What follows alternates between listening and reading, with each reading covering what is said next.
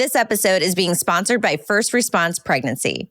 They are fervently committed to supporting, sharing, and empowering all pregnancy journeys and providing accurate information, especially to those struggling with infertility, loss of a baby, and maternal health inequities.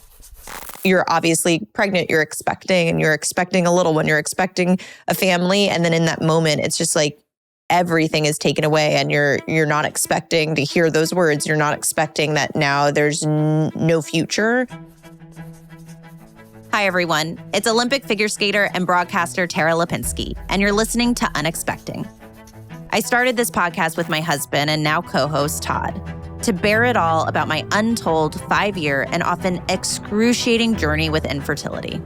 The goal is simple: to take this taboo subject and demystify it, to normalize these important conversations, and hopefully to find answers. Nothing is off limits, and over the course of the series, we'll unpack my fertility mystery, the trauma we've endured, and hopefully offer those struggling alongside of us some valuable insight. So laugh and cry with us as we ride this unimaginable fertility roller coaster, hopefully toward a brighter day. Because our path might be different, but it doesn't mean we're lost. Hi, everyone. It's Tara Lipinski. And this is Todd Kapistashi. And you are listening to the 6th episode of Unexpecting. Episode 6. Just before we get going, what do you think of this shirt?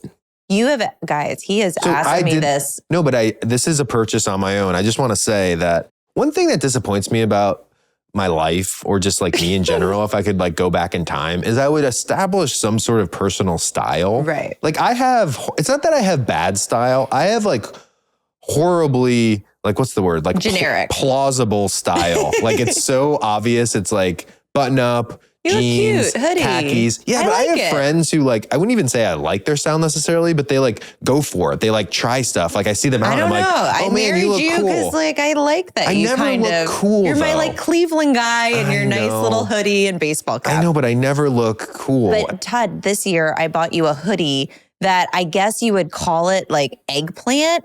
And he went around asking people, like, is this color too much? And I'm like, then you can't complain that you want to, jump off and be a little more. I should wear that on the podcast. You should. Eggplant sweatshirt. You still have it. I didn't know if you I have it. Okay. Yeah. Well, anyway, he's asked about this shirt since he bought it. It's very rare that I'll like, first of all, I just never buy myself anything, but I went out specifically for the podcast because like we're doing all these episodes. I have like 6 shirts. I'm like running out. So I'm like, I got to run out and get a shirt. And I didn't consult you. And I thought this was kind of cool, but now that I see it, I don't know. It's cute. It's cute. It works. So in the last episode of Unexpecting, we joked about my recaps of the previous episode being always so terrible and bad. By the way, I don't have genital warts. No, he's good. I was worried after we recorded that people were like, that's still in the like sexual health realm. So yeah. I was glad you said Todd and not Tara. STD free. I was trying to think of like the worst things you could do. So that's why I said stepping on a rusty nail. And then I don't know why genital warts seemed I liked bad. the rusty nail. You can take the genital warts.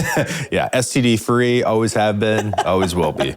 But yeah, so we don't have a bad recap to start with this time. It's good news. So in the last episode, we left off with a pretty crazy once-in-a-lifetime retrieval. So if you could just quickly recap kind of what we got and maybe why you thought we got that result. Yes, it was just an unimaginable result. I couldn't believe that we got 6 embryos. We were never those people that got good results, let alone results like that. We were always watching other people get those results, and it just felt so surreal, and I felt grateful, and I felt lucky, and I felt like we jumped that hurdle, and I really will say that I believe the endosurgery had so much to do with it. So this is a little bit of a PSA because we talked about the risks and how nervous I was going into the surgery, and once I had the surgery and I saw the benefits, A, the pain was better, B, the bonus of going through IVF and having all that inflammation out of you, I just wish that I did it sooner. So anyone out there that has the ability to get the surgery, you're going through IVF, you're having problems with endometriosis,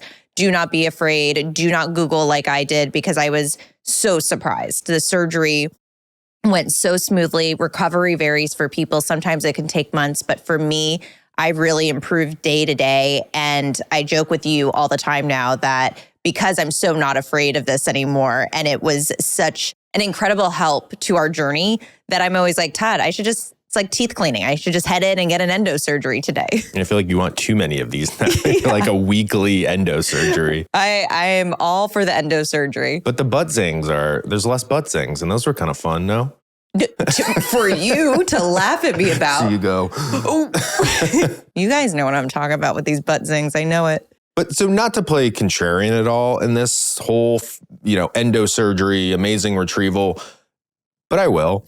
This one was such a great result that it was hard to believe it wasn't because of your endo surgery, but there still is probably this small chance, right, that it was just nature and we got lucky on this one. Right. We have no idea. I mean, we got genetically normal embryos in our retrieval too. So did we just get lucky? Was it all the walnuts you were eating? The dirty walnuts. Who knows? And then what we really didn't know was we did this surgery because of the miscarriage in hopes that clearing the endo would help hold a pregnancy. So we definitely didn't know if that was going to be affected as well. And it's hard to overstate at this point in our journey, almost 2 years in-ish, to give people perspective, that, we both thought we were done with retrievals. And retrievals did, if you remember from last episode, like, especially for me during COVID, like those retrieval cycles and just us commiserating daily over it and just it felt like the only thing we were discussing was fertility and these retrievals and everything you were going through, and as we should have been, right. But it dominated our life essentially. And to know and to feel like now we had at that point, eight embryos. 8 genetically tested embryos. Like come on, like we weren't going to have, they say, right. 2 for 1, we weren't going to have 4 kids most likely. Right. So we were good, and that phase of our life was over. We thought, in that moment was over. And yeah, that was such a great feeling. I had no thoughts that I would ever do another retrieval. And it felt so good because I powered through, but I didn't want to keep doing those shots. And if you really think about it, it's for the way that we primed my cycles, it would take 2 months to do a retrieval. We did 5. If you put those back to back, it's essentially a full year of just going to the office every 3 days and giving yourself shots. It's, I have buckets. I started saving them, just buckets of needles. And I was so glad that I was done with it. Yeah. And the other thing that's interesting to think about, like that could have been our fertility journey, right? Like that could have been, oh man, like we went through all these retrievals. We had 1 miscarriage. We had some issues, but like weirdly, I know this sounds almost like sick, but it's like, if that was the end of our journey, if we had popped out a kid, 9 months after that crazy retrieval, I kind of would have looked back on our journey as like, oh, well, it was a difficult thing in life and COVID was tough, but like, people go through struggles in fertility, but we did it. It wasn't like awful. Right. It wasn't, to me, I would almost phrase it as it wasn't traumatizing yet. It was alarming. I was traumatized personally. You were traumatized. For me, I was not yet traumatized. I think I would have looked back at it as, oh my gosh, this makes so much sense. I had endometriosis. All of these dots are now connected, and it's crappy that we had to go through it, but that's life, right? Like that was our card and we had to do it. And we'd look back and be like, oh, remember those 2 years of IVF that we did? And it wouldn't feel like what it currently feels like. So we had this amazing result. And I think both of us were just like, let's get pregnant. Yeah, let's do a transfer as soon as possible. But like every other process in IVF and fertility, everything sort of seems to take a while. So just describe what our plan was. This was November of 2020. And we ended up scheduling a transfer for January of 2021. What happened in between then? Well, it takes so much time. You're waiting for genetic results after the retrieval. And then we realized, okay, I have endometriosis. We did this surgery. We had a miscarriage. We need to do a test called an EFT, which is a uterine biopsy. So they go in and take a piece of the endometrium and biopsy it and make sure that there's no inflammation, possibly from adenomyosis, and that everything is receptive in the uterus to accept an embryo, and the protocol that you're using is appropriate. And so Dr. Beck set up her protocol. She was going to use less hormones for me. And we went through this 1.5-month process of doing this EFT cycle. So it's like a practice cycle, and then they gather the information. So what were the results of the test? I'm not sure if you remember, but I was really worried about this test because we were now on this high and I thought things are going well, but I do have pretty bad endometriosis, very big possibility of adenomyosis. And what is this test going to prove? If it has inflammation, then we're delayed even longer. I could be on medication for 3 months trying to fix that inflammation. And the test result came back and it was negative for inflammation. And I was so surprised and relieved.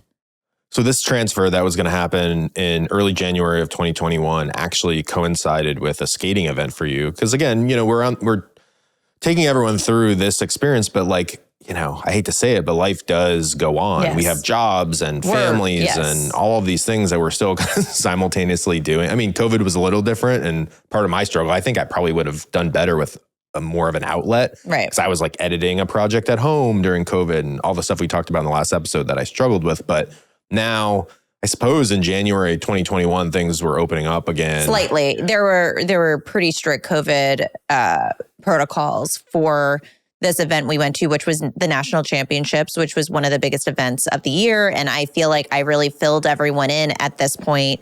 My NBC work crew, my closest friends, Terry Gannon and Johnny Weir, who I work with on our broadcast team. And I felt like everyone was invested. I feel like I was like, we found our answer. We had surgery. It's happening. The stakes just felt really high, but I felt supported there. And it's crazy when you're working and trying to prepare for an IVF cycle, whether it's a retrieval or a transfer, because you have all these medications. There's certain times you have to take them. So now add in live television, and that makes things difficult. There were so many times Johnny was so supportive, and he just knows me so well. He knows how I tick, and just was able to help me through the process of, I'd look at him and say, Johnny, we're going on air in 10 minutes. And at 7:00, I have to do a shot, or I have to get this medicine, and I've got to run off, our little booth up in the sky. And he's like, I got you. And I would run off to the side. And,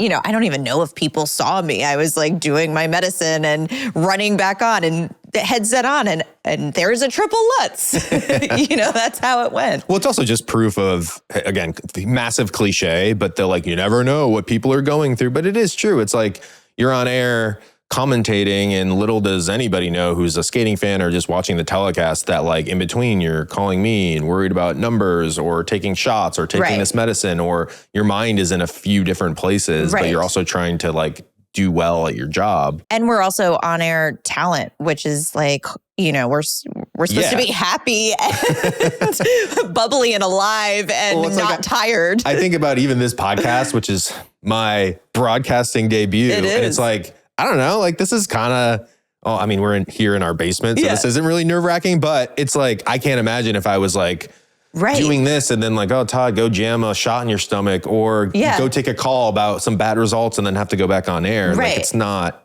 easy. But I got through it all and, was just waiting, was ready for it.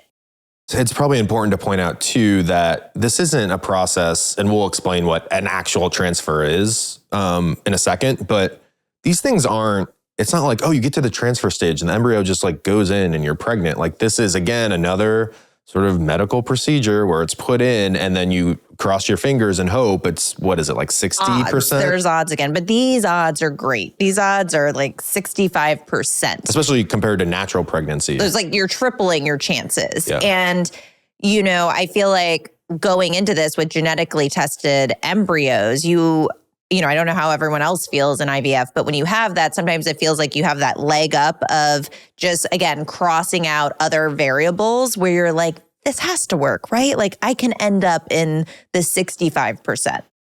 I actually found the transfer process pretty interesting because I wouldn't have thought that it would reveal almost this like subculture of, I don't know if it's like the IVF world or like how you conceive procreation, like how you conceive a child. Because when you think about like natural procreation, like not to give everyone the birds and the bees talk in here, but you have sex and you have a baby. But like, you hear about like, where were you conceived? And it's like under a large oak tree in Alabama on a sunny day. And like, that's kind of, you have sex and you have a baby and you think back of like, oh, that's when we had this child. This, because it's a medical procedure, it has, you almost actually. Yeah, like when the moment it's happening. Yeah, so like when you're having sex with someone, again, not like the biology teacher here, like we know how it works, Todd. But like when you have sex with someone and let's say you're even trying to have a kid or you're just doing it for pleasure, like you don't know that that's the moment. You're not thinking about it, obviously, in that moment, like the child part of it. Right. But when you go in for a transfer,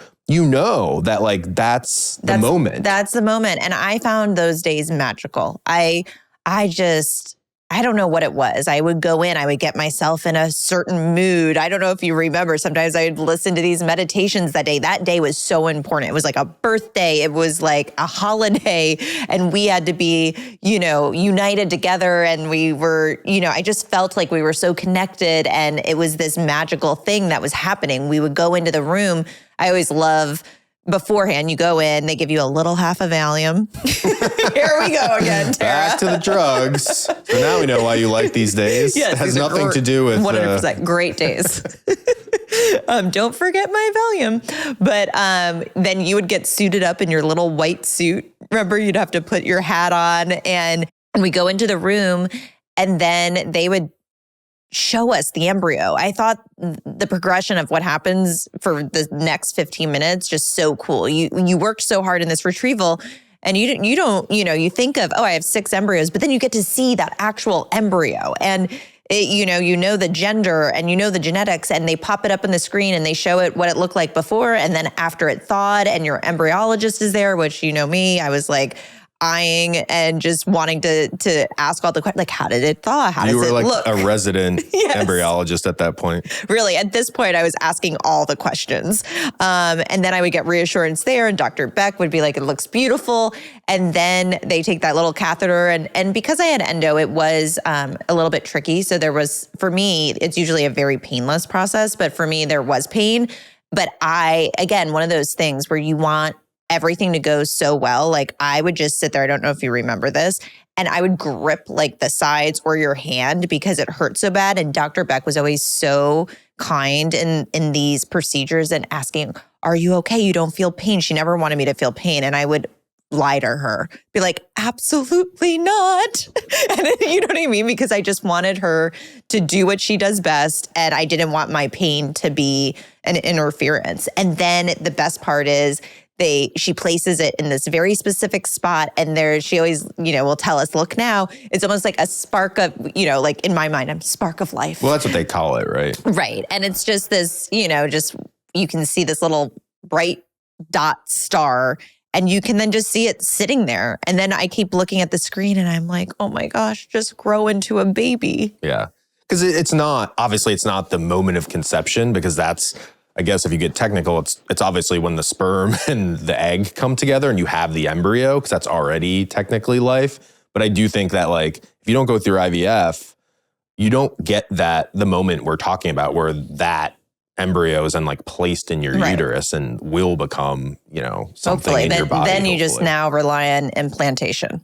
The other thing I thought was very interesting, I know you did too, about this process is like in that office, they try to separate you from other people, but what's interesting is like if other people were going in for transfers that day, because I'm assuming Dr. Beck would have a few in a day or I don't know, but there would be other people and you'd be separated by just a curtain and you could kind of hear them talking or whatever, and people would play. I heard this a couple times. People would like play their favorite song or maybe their wedding song or something inspirational. So you'd be sitting in this thing waiting for your transfer. Then you'd hear these other couples. And I just remember vividly when I would hear a song thinking like, man, what's this couple's story? Like, how long have they been at it? Is this going to work for them? I feel like if they were playing a song and they were talking like they have been at it for a while and they've been through a lot. And that's what you start to realize, that you're surrounded by all these people that are just so desperate for something to work and they're putting all their energy into the best place possible. But it's funny you say that, because I remember that couple that we were next to, and the music was kind of loud. And I just, afterwards too, I thought about them a lot. I still do. I was like, did it work? Like we had the transfer on the very same day. Our babies could have been born on the same day. Did we get our blood work the same day and you got a positive and I didn't, or I had a miscarriage? It's just like an interesting thing to think about. So we have that transfer. And then did you just kind of wait around to start testing? Oh, this was like a way different experience than the first time around. Then I didn't even know what day to even test. Now I had done my research over the last couple of months, and I had really found through my Instagram account, by following all these women, I feel like I found facts. I feel like I knew, okay, I need to see what they call a squinter on day 5. And that's the faintest of faint lines. And you can like put it up to the window, the light, whatever it is. But from what I was gathering is the day 5 squinters really moved on to successful pregnancies. So some people would get it at day 3 or day 4. Again, all different things. Maybe you had twins and it would be stronger or whatnot. But I started testing at day 3 and just no line. Day 4, no line. And then day 5, I was like, this is the day. This is the day when people get squinters. And there was no squinter. So your brain, obviously, as we've talked about on the podcast, instantly goes to, it didn't work. Yeah. I was, I'm sure, still a little hopeful. And even you were giving me the info of like, you can see a day 5 squinter, but like sometimes they'll show up on day, I mean, we'll get into this later, but you can even see them on day 10 and have a pregnancy. It's not likely, but Well, that's the thing. If you go looking on the internet, and that's what I did at the time, and because this was really my first time testing at home after a transfer, I was still hopeful. I didn't see the squinter on day 5. But when you look, there are so many forums where they're like, I didn't get my line till day 8. I didn't get my line till day 10. I didn't get my line till day 7, whatever it is.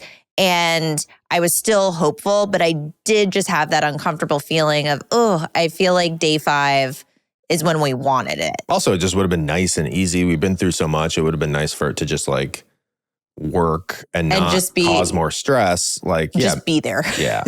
The other thing to mention at this point that we've mentioned, I think, in one of the previous episodes about pregnancy tests, and it's so fascinating to me. Like, you grow up and you think of pregnancy tests as like a one and done. You take one, you're either pregnant, you're not, you throw it away. Maybe you test again. Like, at least the man's perspective growing up is always just like, yeah, you take a pregnancy test if you are trying to get pregnant and you're testing, or you miss your period. So you take a pregnancy test, tells you your info and you toss it in the garbage. Right. I mean, I'm sure you maybe more than some, like you were, especially later as we go on, but like incessantly testing. You took a lot of tests. I did.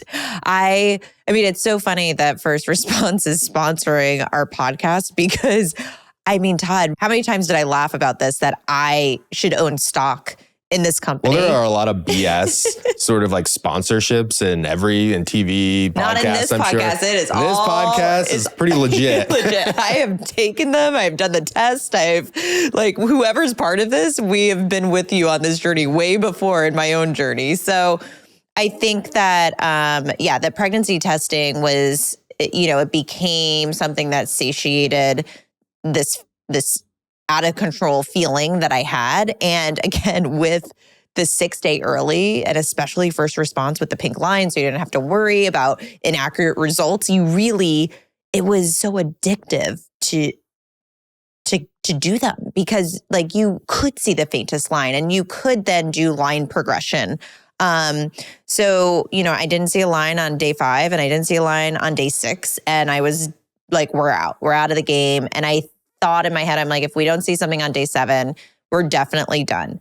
And then I woke up the morning of day 7 and I mean, it was the faintest squinter I've ever had in all of these years. But I like, my mind was playing tricks on me and you didn't see it. And I was like, it's there. It is there. Like, I know it's there.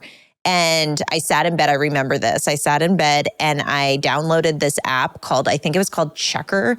And you upload a picture of your pregnancy stick, and then people will comment on it. And it's either yes or no, like, are you pregnant or are you not? Because even if you have the smallest line, that is considered, you have HCG running through your blood, like you are pregnant. What a strange app. Like the fact that there's an app where like women will look at other women's pregnancy tests and be like, yes or no. It's like the Mark Zuckerberg, what was that horrible app he created, like Hot or Not, where it's like yes or no, but this hot was or like not. A supportive pregnant? one, yeah. Because then they would write messages like, I see it, you got this, girl.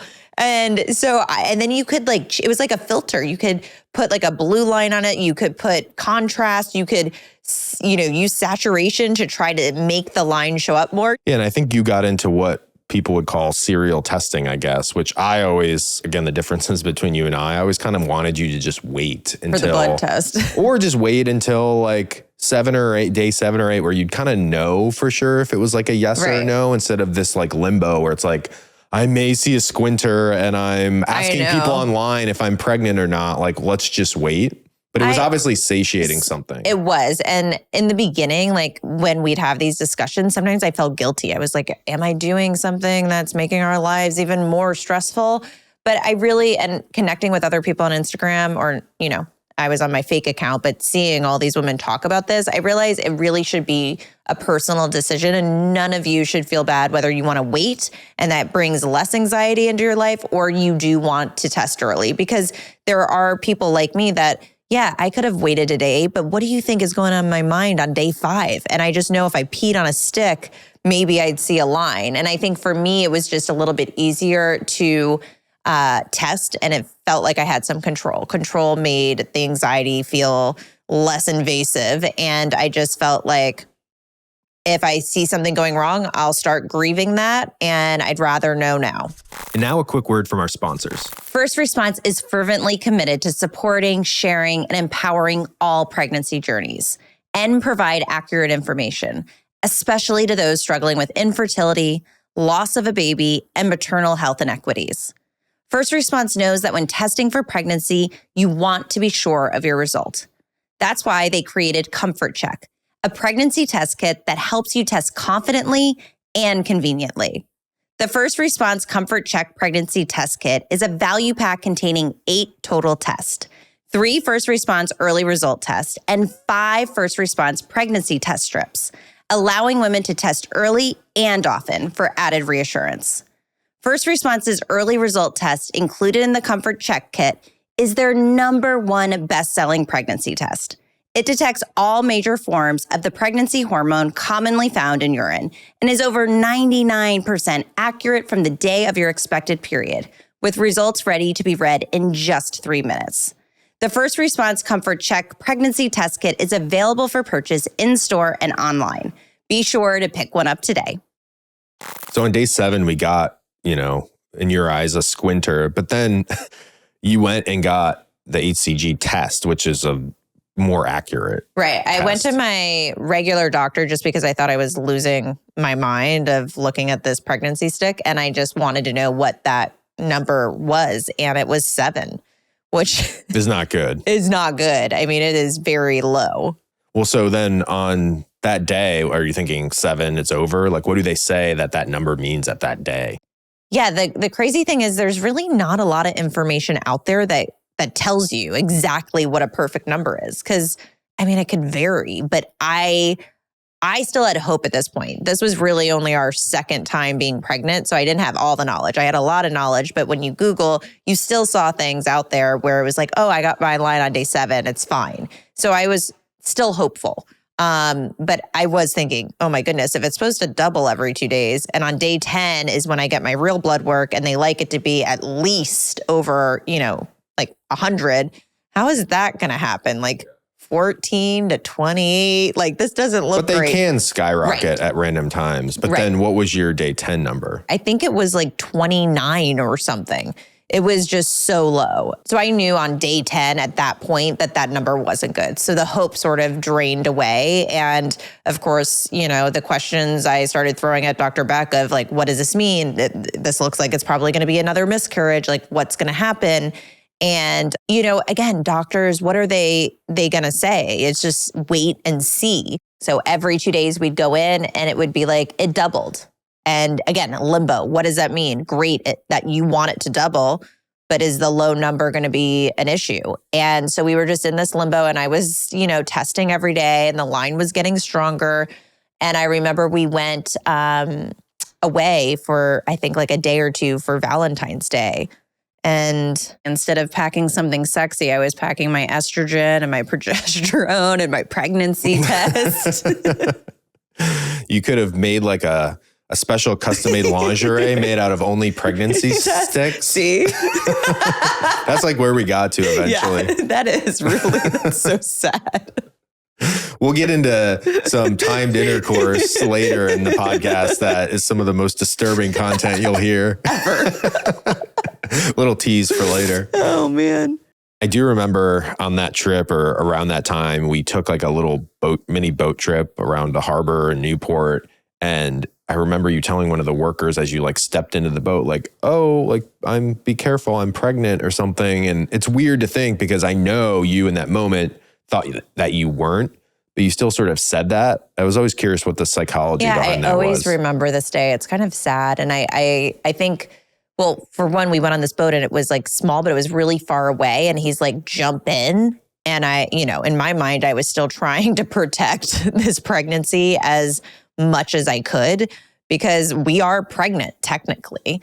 And it was a weird moment because, I can't tell this man the story of jumping into this little canoe about, where we are in a miscarriage. So I just felt like I needed to say. Hey, I rented that boat. It wasn't a little canoe. It was a little canoe. Definitely. Anyone in LA knows that like little Newport, you can bop around in those like little mini boats, but it's not a canoe. It was something like that. And I just wanted to be safe. So I knew I had to say it, but I felt like such an imposter. It was the weirdest thing. But then at the same time, I kind of relished saying it because it was like, oh, wow, like he thinks I'm like normal, like other pregnant women that, are like, oh, I'm pregnant. Let me step into the boat safely. And I just like felt this weird jealousy of what it must be like to just be a normal pregnant person that says that. And then I oddly felt proud that I was able to say it. It was just, I always remember this day and saying it to that guy and just honestly feeling so icky inside because yes, he probably thought, oh, wow, she's pregnant. And inside I was dying knowing that we were going to probably lose it. Yeah. And it's also just, and I don't feel bad just for us, but anyone who goes through this process, if you go from like the transfer to this like limbo till the heartbeat scan, that's a brutal stretch because it's like incessant testing, incessant analyzing of HCG and doubling. And what does this mean? And then going for actual blood tests to get like better numbers and talking to your doctor about like, is this okay? Are we okay? Or, are we ahead? Are we behind? And then you go into the heartbeat scan and you finally can get a definitive answer. But those weeks and weeks are pretty brutal. Right. And it's just, and then you have highs and lows and you're hanging on to hope and you're giving up hope. And our gestational scan again went great. So there was the gestational sac and the fetal pole and, and it's just waiting for that heartbeat scan. And that was killing me because that's where everything went wrong the last time. Yeah. So like you said, the gestational scan went fine, kind of similar to the first pregnancy where we tried the time trigger. Right. So just take me through this heartbeat scan, which is our, the second heartbeat scan that you've had. Yeah. So again, just, going into the room and I just remember, you're almost like just full of adrenaline and it's just this long wait, you're sitting there and waiting for them to come in. You're just sitting there alone in this room in your gown. And then, as she's preparing to get the wand ready, you just are like thinking like, oh my God, she's going to say, and there's a heartbeat and you envision what's going to happen. And, you're going to hear a little thump, thump, thump, and you're going to see a little flicker and all of these things. And it's all racing through your mind. And then once again, she's searching and searching and, she finally just looks at me and she's like, I'm sorry, there's no fetal heartbeat. And I just think like it's so weird that it's still like when I talk about these, the heartbeat scan must be like probably so traumatic for me of just like hearing there's no fetal heartbeat because, you want in that moment, like, it's like, you're obviously pregnant, you're expecting a little one, you're expecting a family. And then in that moment, it's just like, everything is taken away and you're not expecting to hear those words. You're not expecting that now there's no future. And, it's weird. It's like clinical. It's the sterile room and hearing those words, there's no fetal heartbeat. I don't know what to do in that moment. Sometimes I'd be like, I see Dr. Beck as my doctor. Like, can I hug her? Like, I just want to hug, but that feels weird. I just want to lay down. I just want to cry. Like, I don't know what I want. Like in that moment, I just am like frantic. And then just this feeling that it's over and frustration and anger. And again, then just like putting your clothes on. It's just this weird thing. Like, she kind of leaves the room and you put on your clothes and you walk down the hall and like waiting for the elevator. And you feel like you're in this like daze, just like this slow-mo daze. It's awful. It's almost strange to say, but you almost wish those heartbeat scans, if you knew in advance that they weren't going to go well, which you obviously don't know, but that you could like bring in your top 5 favorite loved ones in life to sit there and be with you. Because you're kind of alone, especially again during COVID where I couldn't come in. You were by yourself. And it was also just a weird process for me too, like sitting in the car and just waiting. Like waiting, and then you'd be crying already. And so there was this weird disconnect with us too, where it was like you were on your own doing the scan and then you'd call me and crying. Just say like it wasn't there. And then like it's just like, I almost remember just feeling like I didn't know like who to look at and there's no one in the room, but then it's like, just like, I don't know. It's awful. So this is obviously the second time you've gotten the no heartbeat news at the scan. We talked 2 episodes ago, I guess, about the first miscarriage and how difficult that was. And you never would have thought you would have had that attachment.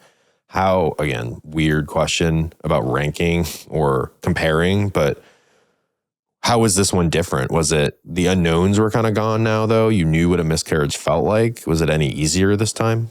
Yeah, I don't think it's any easier. I think that I knew what to expect. I think I knew like I will survive this, but I don't, in a way you're like, I don't want to go through this. Like, I don't want to even, like, I can't even imagine that this is happening again. So it's almost like Groundhog Day, which is also another weird feeling. And then because it's the second time, like there's this instant fear of something's really wrong. Obviously people have miscarriages. How many people, but then like as you go further, 2, 3, 4 miscarriages, like you become in a smaller subset of women as you start going down this miscarriage lane. And it just gives you like this awful pit in your stomach of like what could be wrong. This was the first time I started not like pity for myself, but I did feel a little unlucky. I started feeling like, wow, we are really hitting the opposite of the good odds here. And when it comes to pregnancy, now granted, I will forever be grateful for that. And I'll always say it because I have to, those 6 embryos and how lucky we are. But when it was coming to pregnancy, I just felt like this is, we're not lucky here. Yeah. Well, the frustrating thing too, and you can speak more to this than I can, but there is a term like unexplained infertility in this world. And that's such a frustrating term because for me, I want to say, well, there's an answer to everything. Like, yeah, you can put odds on things, of course, and nothing's for sure, especially when all this biological stuff's at play.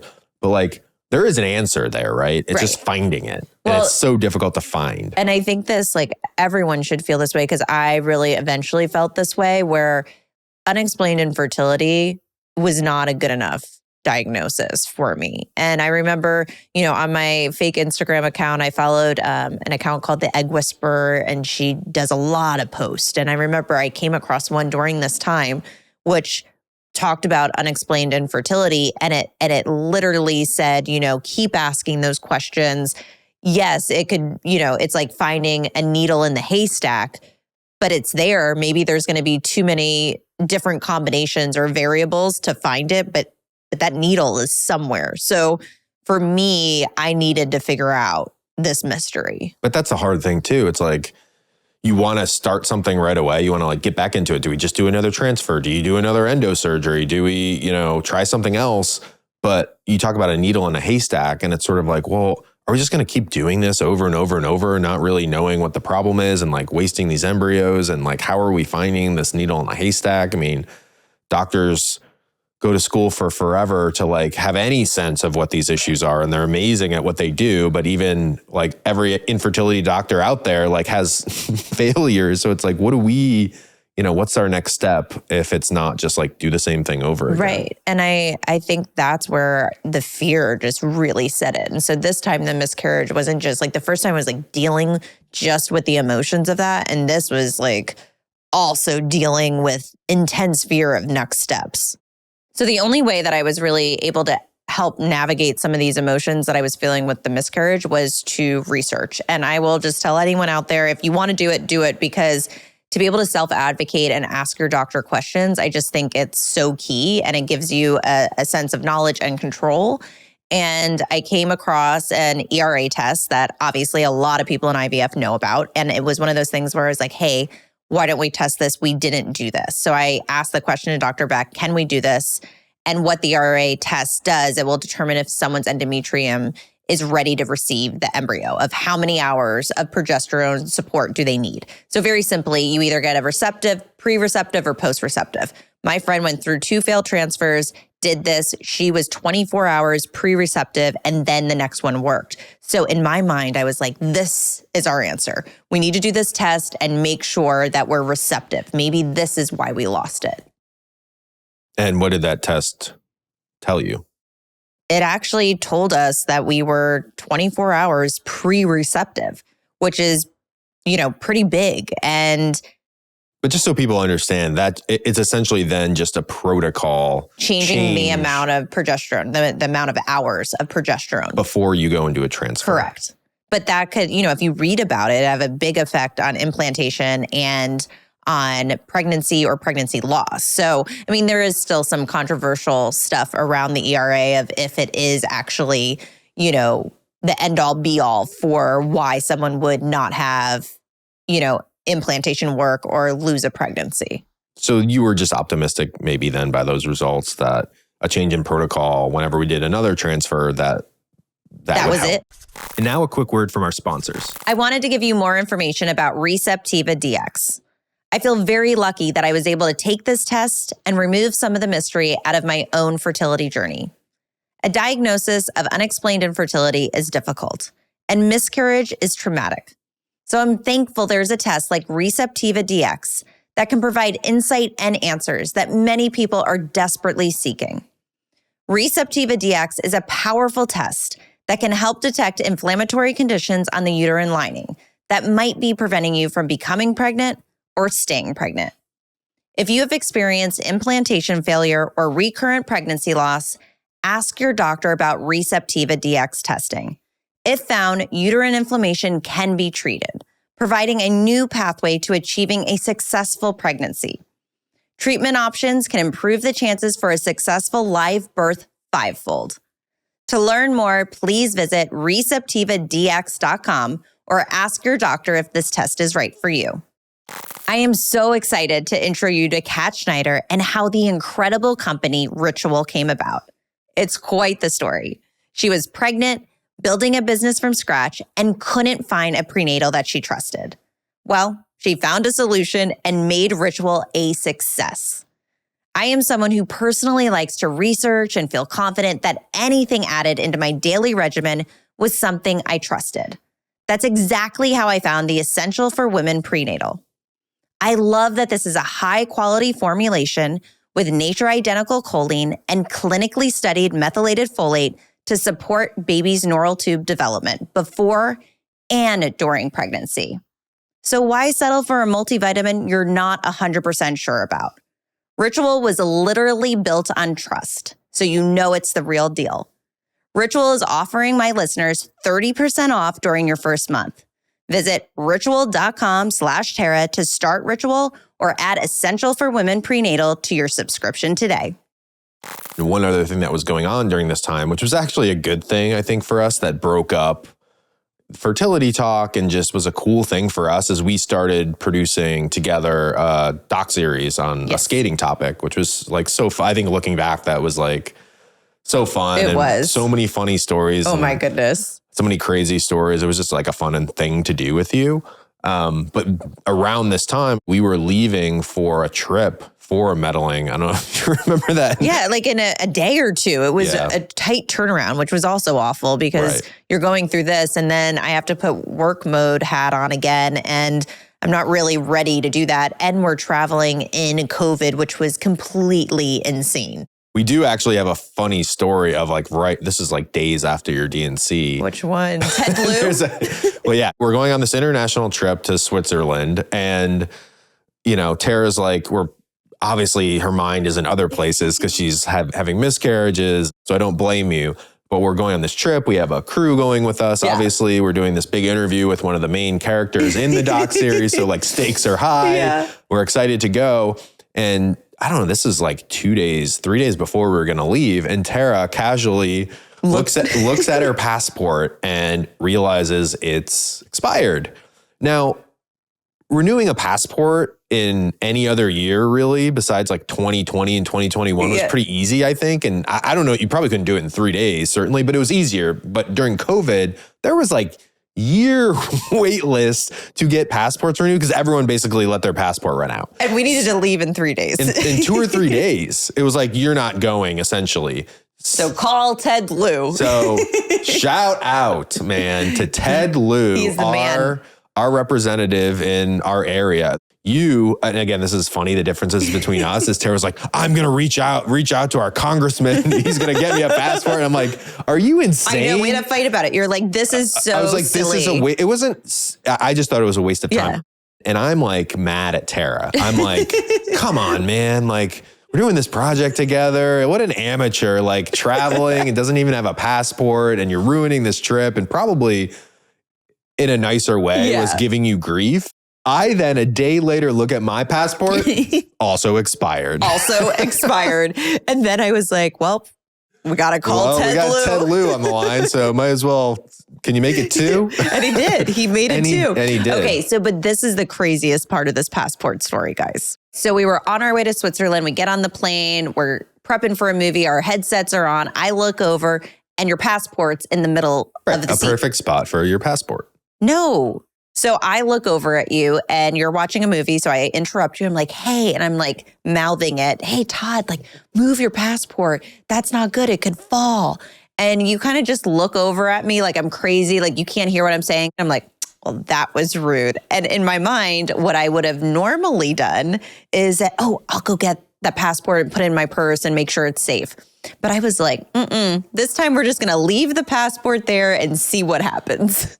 Well, what happened was, so essentially long story short, I get off the plane. Immediately when I walked out of the gate, I was oh shit, I left my passport. Yes. And then you can't get back on the plane. Yeah, because I don't know if it was because it was international. No, we were in Switzerland or it was a COVID rule, but they wouldn't let me go back on the plane once I stepped out. And I was just across the threshold of where I couldn't go back. If I had thought of this 5 seconds earlier, none of this would happen. Right. But so immediately I talked to the gate agent. I'm I got to go back on the plane. She's you can't. We'll send someone or I'll call and they'll look for it.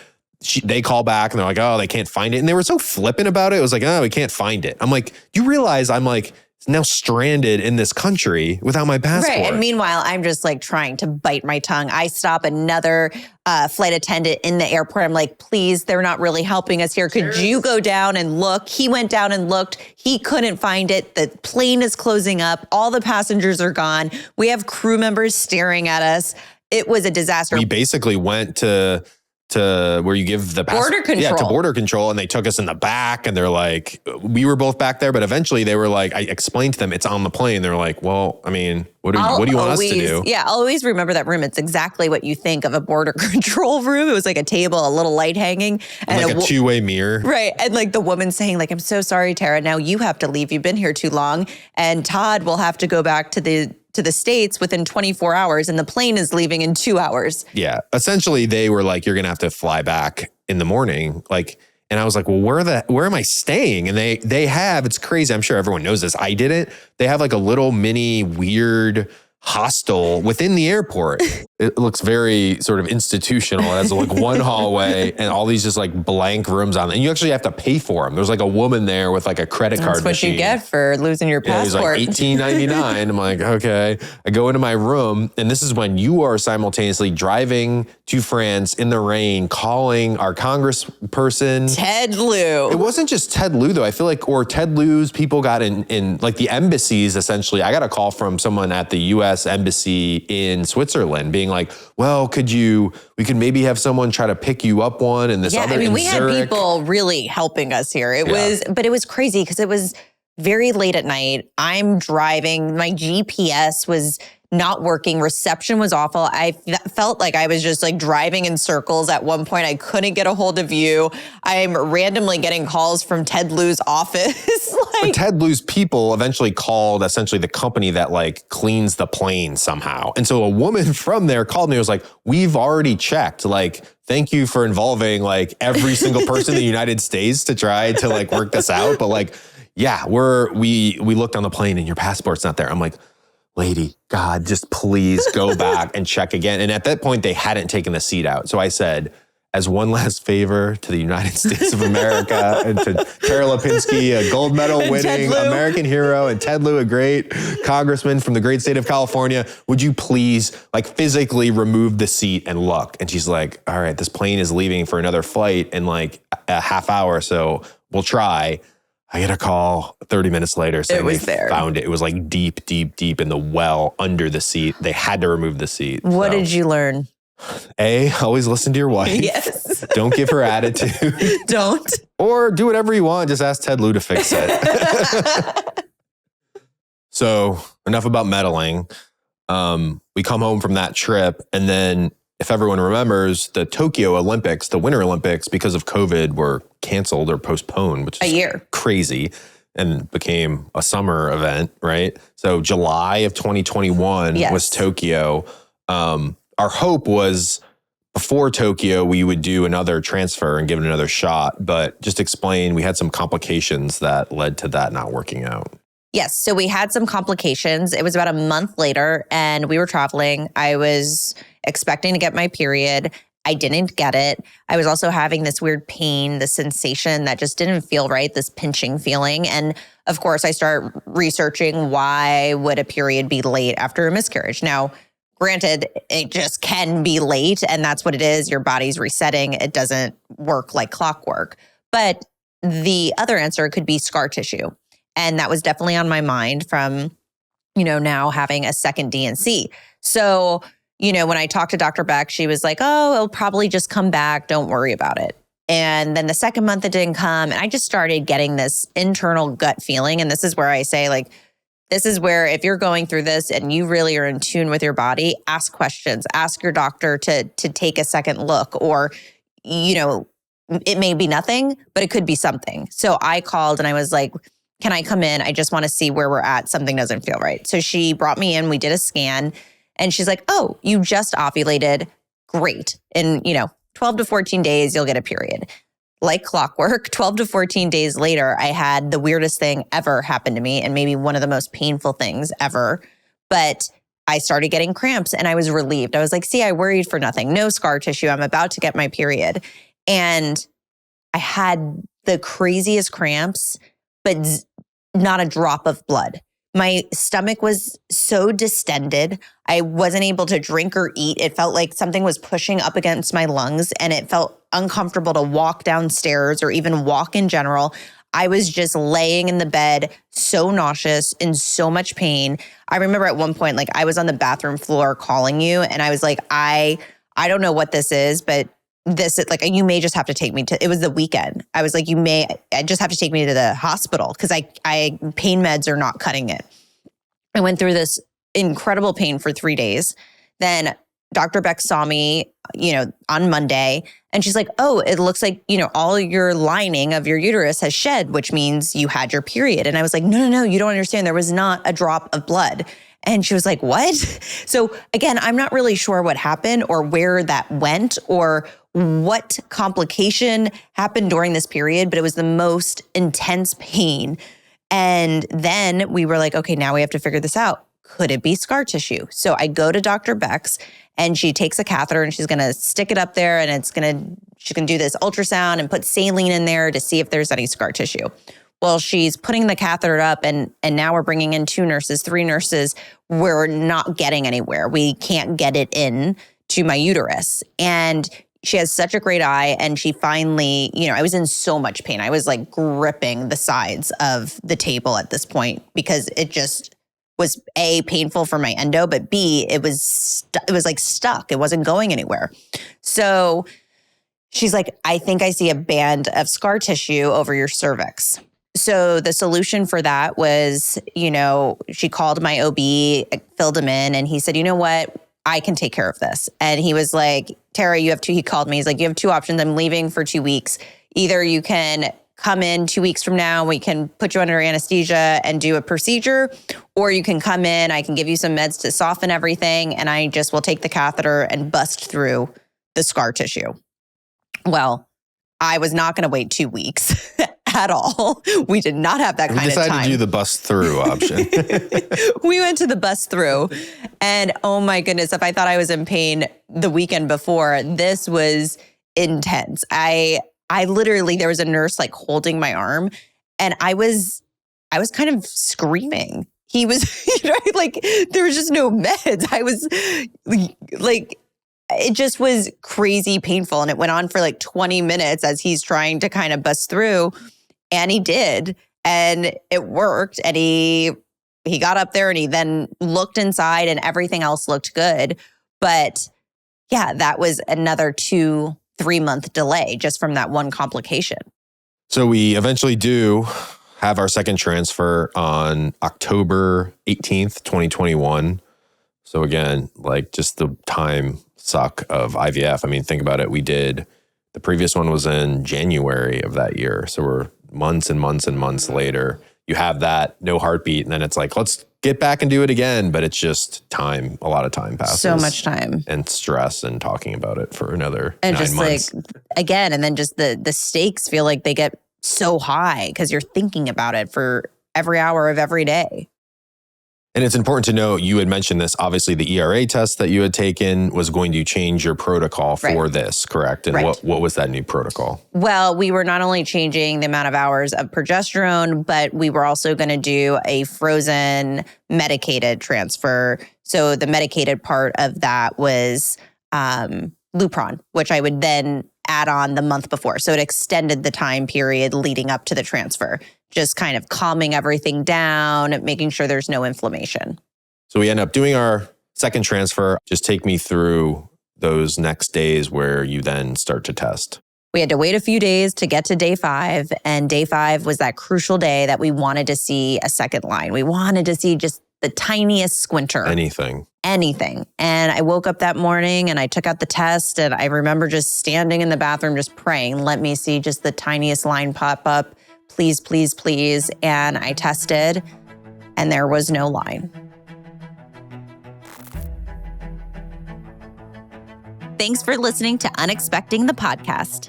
Please subscribe, leave a review, and follow Unexpecting Pod on Instagram for info about upcoming weekly episode releases. This episode has been sponsored by First Response Pregnancy. Their Comfort Check pregnancy kit and all other products are available for purchase in-store and online.